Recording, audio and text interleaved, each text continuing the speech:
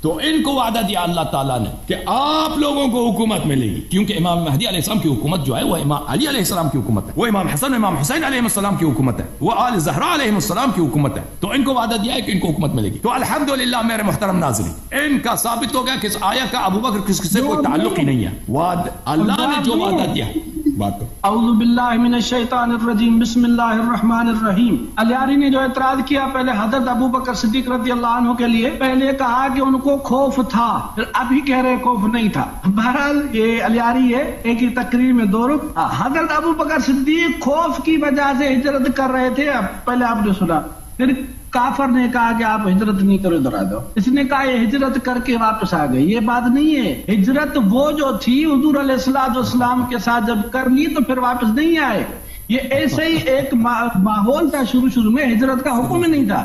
جب انہوں نے تنگ کر دیا تو اپنا گھر چھوڑ کر دوسری جگہ جا رہے تھے، ادھر اسی جگہ میں ہجرت نہیں تھی. بغیر حکم کے، بغیر حکم کے حبشہ جا رہے تھے. بات پوری کریں نا، بات ویسے جا رہے تھے حبشہ، بغیر ہجرت ہی نہیں تھا. میں آپ کو بتا رہا ہوں ہجرت کا جو حکم تھا حضور علیہ الصلوۃ والسلام کے ساتھ جب گئے ہیں مدینہ تو واپس نہیں آئے. جو حبشہ گئے، جو حبشہ گئے تھے لوگ، وہ ہجرت نہیں کی انہوں نے. بات پوری کرنی، یعنی حضرت ابو بکر صدیق کی ہجرت نہیں تھی. کفار ظلم کر رہے تھے، اس ظلم کی وجہ سے وہ اپنا گھر، وہ جو علاقہ تھا وہاں سے چھوڑ کے گھر میں سائڈ ہو رہے تھے. اس نے کہا ہمارے جو کافر تھا ایک، اس نے حضرت ابو بکر صدیق رضی اللہ عنہ کے زندگی سے واقف تھے کہ یہ تمام جو انسان ہیں ان کے ساتھ صلہ رحمی کرتے ہیں، احسانات کرتے ہیں، یہ بہت اچھے انسان ہیں.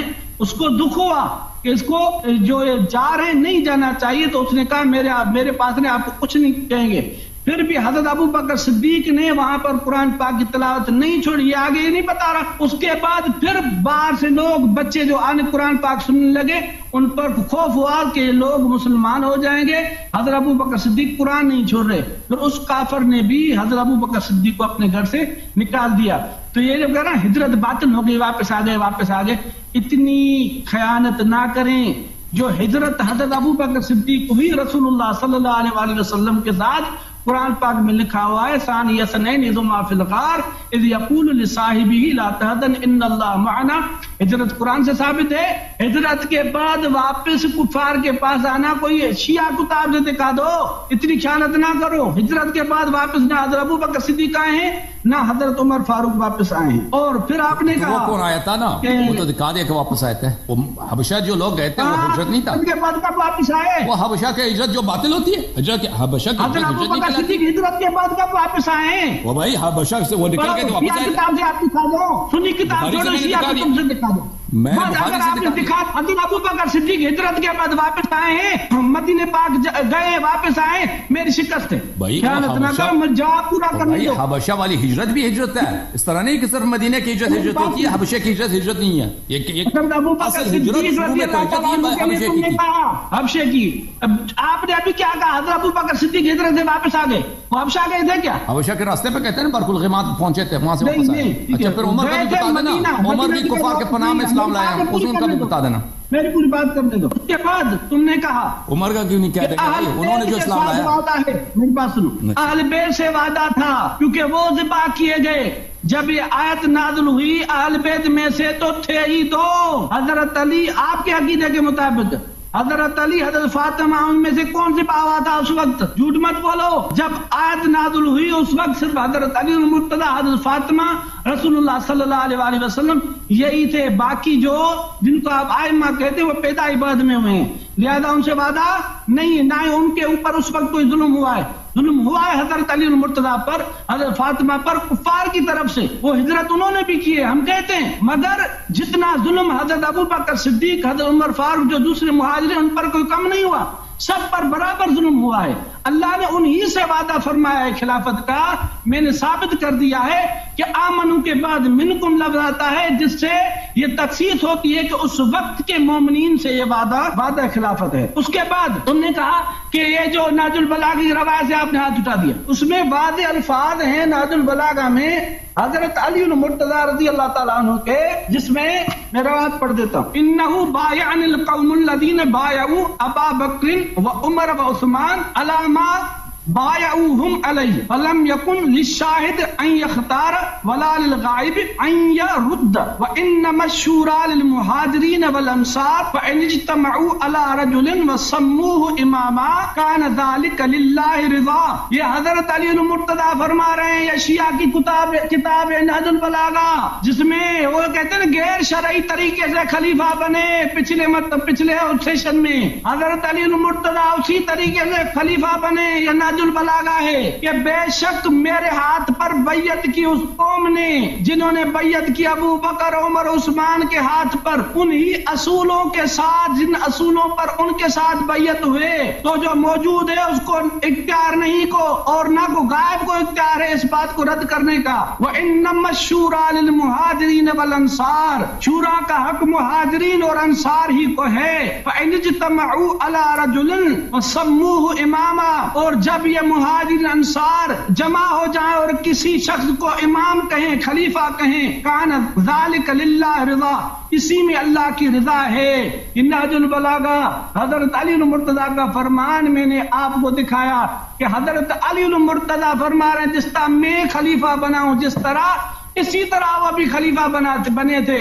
اب ان کو غیر شرعی کہتے ہو تو حضرت علی المرتضیٰ کو کیا کہتے ہو؟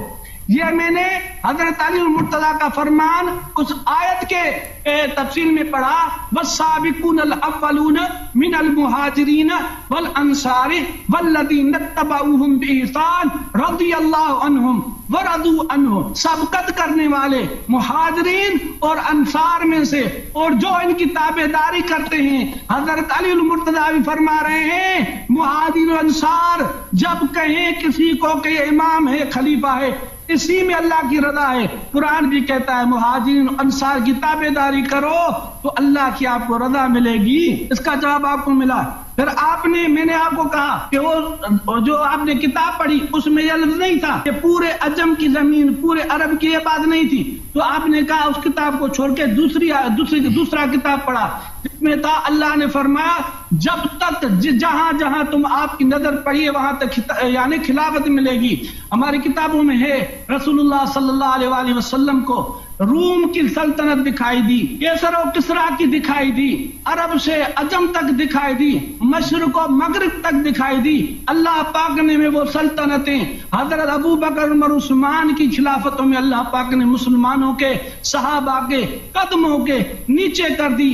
وہاں پر خلافت پہنچی تقریباً آدھی دنیا تک حضرت عمر فاروق رضی اللہ تعالیٰ عنہ کی خلافت تھی. یعنی یہ وعدہ پورا ہوا، مشرق سے مغرب تک حکومت قائم ہوئی. اس کا یہ مطلب نہیں کہ پوری دنیا کا چپا چپے پر حکومت ہو، یہ وعدہ نہیں ہے، نہ یہ بات کسی کتاب میں ہے. میں نے الحمدللہ تقریباً آپ کی کتابوں کا جواب دیا.